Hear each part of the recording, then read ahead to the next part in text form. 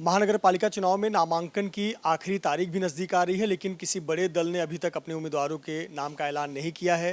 BJP और शिवसेना के बीच भी अभी सीट शेयरिंग को लेकर आखिरी फॉर्मूला तय नहीं है। आरोप प्रत्यारोप की राजनीति भी हो रही है। तमाम विषयों पर बात करने के लिए हमारे साथ शिवसेना के वरिष्ठ नेता संजय निरुपम जी हैं। निरुपम सर, कहाँ बात फंसी है अभी तक? कहाँ आप लोग पहले दिन से कह रहे थे कि महायुति साथ है, अंडरस्टैंडिंग है, लेकिन अभी तक सीट शेयरिंग पर फॉर्मूला तय नहीं हो पा रहा है। महायुति साथ में ही है। शिवसेना और भारतीय जनता पार्टी मिलके मुंबई, ठाणे, कल्याण, ये जो तमाम जो महानगर पालिकाएं हैं उनके इलेक्शन लड़ेंगे हम, ये तय है। जब दो बड़ी पार्टियां साथ में चुनाव लड़ती हैं तो सबके अपने अपने स्टेक होते हैं, सबकी अपनी अपनी अपेक्षाएं होती हैं, सबके अपने अपने कार्यकर्ता होते हैं, सबके दोनों पार्टियों के ऊपर उनके कार्यकर्ताओं का दबाव है कि भाई उनको ज़्यादा से ज़्यादा सीट मिलनी चाहिए। वो प्रक्रिया चल रही है और वो प्रक्रिया अब पूरी होनी है।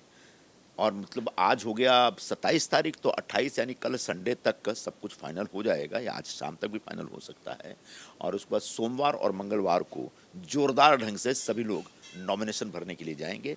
लेकिन जो भी फार्मूला तय होगा वो ऐसा फार्मूला होगा जिसमें हमारी जो अपेक्षाएं हैं वो अपेक्षाएं पूरी होंगी और भारतीय जनता पार्टी की जो अपेक्षा है, उनके कार्यकर्ताओं की और नेताओं की जो अपेक्षा है वो भी पूरी होगी। तो शिवसेना यूबीटी कह रही है कि एकनाथ शिंदे को बीजेपी ने इस तरह से जकड़ के रखा है कि जितनी सीट देंगे उतने पे ही लड़ना पड़ेगा। तो क्या समीकरण बन रहा है? बीजेपी 140 और शिवसेना सिर्फ 87 सीट पर। ये जो आंकड़े हैं इस बारे में अभी कुछ नहीं कहा जा सकता, लेकिन ऐसा है कि प्रारंभ से जो दुष्प्रचार यही लोग कर रहे थे कि शिवसेना को सिर्फ 50 सीट मिलेगी और बीजेपी 150 सीट पे लड़ेगी, ये जो पूरा दुष्प्रचार था और हमारे कार्यकर्ताओं को एक डिस्करेज करने का, उनको हतोत्साहित करने का जो एक षड्यंत्र था, वो षड्यंत्र नष्ट हो जाएगा। एक शिवसेना बहुत सम्मानजनक नंबर लेकर के भारतीय जनता पार्टी के साथ महायुति में चुनाव लड़ेगी, ऐसा मैं आपको गारंटी के साथ कह सकता हूँ। संभाजीनगर में राशिद मामू का मामला तो और बढ़ते ही जा रहा है। शिवसेना की लोकल यूनिट, यूबीटी की लोकल यूनिट नाराज है कि दंगों के आरोपी राशिद मामू को उद्धव ठाकरे ने बाहें खोलकर स्वागत कर लिया। दंगे का आरोपी है, जेल जा चुका है, हिंदुओं के घर जलाने का आरोप है। ऐसे व्यक्ति को शिवसेना यूबीटी ने अपने साथ लिया। देखिए, राशिद मामू एक हिस्ट्री शीटर है और वो एक हिंदू विरोधी व्यक्ति है, और हिंदू विरोधी नहीं, जो हमारे धर्मवीर छत्रपति संभाजी महाराज थे उनसे नफरत करने वाला व्यक्ति है। जब औरंगाबाद शहर का नामकरण हो रहा था, नामांतरण हो रहा था, और जब उसे संभाजी नगर का नाम दिया जा रहा था, तब इस व्यक्ति ने इस पूरे सरकारी निर्णय के खिलाफ एक सिग्नेचर कैंपेन चलाया था। कई बार जो दंगे हुए, दंगों में इसने एक बड़ी खतरनाक भूमिका निभाई थी। लेकिन ऐसे व्यक्ति को उबाठा के प्रमुख इतने लाचार हो गए हैं मुस्लिम वोटों के लिए कि ऐसे जिहादी व्यक्ति को शिवसेना प्रमुख बाला साहब ठाकरे ने जो भगवा दुपट्टा दिया था, वो पवित्र भगवा दुपट्टा पहना रहे हैं। तो मेरा यही बार बार कहना है कि आज उबाठा एक हिंदुओं की पार्टी नहीं है, अब ये मामुओं की पार्टी है। और ऐसे मामू जो हिंदू द्रोही हैं, हिंदुस्तान विरोधी हैं और हमारे महापुरुषों का अपमान करने के लिए कुख्यात हैं। वहाँ दूसरी तरफ पुणे में पवार परिवार में फिर से बात नहीं बनी, चाचा भतीजे साथ नहीं आ रहे हैं, गठबंधन टूट गया है लगभग। जो होने वाला था, एक चर्चा चल रही थी। अजीत पवार ने जो शर्तें रखी कि 30-35 सीट देंगे, उस पर शरद पवार लड़ें, और घड़ी चुनाव चिन्ह जो उनके पास है, अजीत पवार के पास, उस पर चुनाव लड़ें, तो पवार परिवार में बात नहीं बनी और अब दोनों के रास्ते अलग हो गए। देखिए, महाराष्ट्र की राजनीति पूरी तरह से अब बदल गई है। जो लोग अपने आप को बहुत बड़े 30 मार खा समझते थे, उनकी राजनीति को महाराष्ट्र के लोगों ने रिजेक्ट कर दिया है, नकार दिया है। चाहे शरद पवार जी एक जमाने के बहुत बड़े नेता थे, या फिर जो उबाठा के प्रमुख हैं वो भी, उनके पास भी बहुत बड़ी लेगेसी है। लेकिन हाल के चुनाव में आपने देखा होगा कि महाराष्ट्र के लोग इनको नकार रहे हैं। मतलब ये अब महाराष्ट्र की राजनीति के अतीत हो चुके हैं। आज अगर महाराष्ट्र की राजनीति में शिवसेना और राष्ट्रवादी कांग्रेस का कोई वर्तमान है और कोई भविष्य है, तो एक तरफ एकनाथ शिंदे जी हैं और दूसरी तरफ अजीत दादा पवार है। तो निश्चित तौर पर ये टर्म्स डिक्टेट करेंगे और इनको स्वीकार करना पड़ेगा। और अगर स्वीकार नहीं करते तो जो मरी खपी बची खुची महाविकास अघाड़ी है, उसके शरण में जाकर के अपनी बची हुई राजनीति को भी खराब कर ले।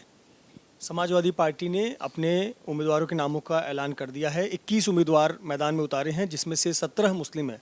पार्टी अपने आप को सेकुलर कहती है, लेकिन 17 मुस्लिम उम्मीदवार उतारे हैं। समाजवादी पार्टी अपने आप को किस मुंह से सेकुलर कहती है?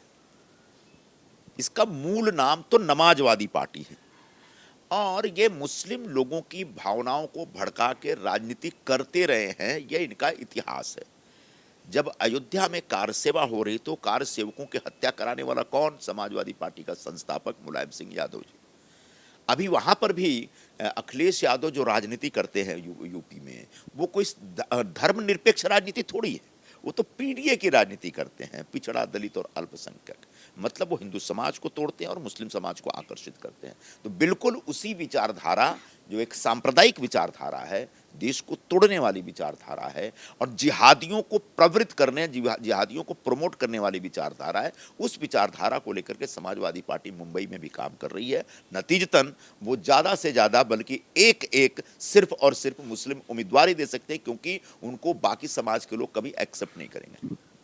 एमआईएम ने भी अपने उम्मीदवार उतारे हैं। जो 7 उम्मीदवार उतारे हैं उसमें से 4 को उन्होंने ओबीसी के तौर पर प्रोजेक्ट किया है और निश्चित तौर पर खुले मन से कह रहे हैं कि एक दिन मुंबई का मेयर तो हिजाब वाली लड़की होगी। एमआईएम मतलब ये समाजवादी पार्टी का एक नया सांप्रदायिक चेहरा है। जितना सांप्रदायिक समाजवादी पार्टी है, बिल्कुल उससे ज़्यादा कट्टरपंथी और जिहादी एमआईएम वाले लोग हैं। और एमआईएम के लोग खासकर उन मुसलमानों पर फोकस करते हैं जो जिहादी प्रवृत्ति के, दंगाई प्रवृत्ति के लोग हैं। तो ये जो बातें कह रहे हैं कि बुर्काधारी और ये वो, मुंबई का महापौर कौन होगा, यह मुंबई के मराठी भाषिक और हिंदू समाज तय करेगा। और मराठी भाषिक और हिंदू समाज ने तय कर लिया है कि चाहे ये जिहादी कितनी भी मेहनत कर लें, इनमें से किसी को भी जीतने नहीं दिया जाएगा। महापौर तो सवाल ही नहीं उठता।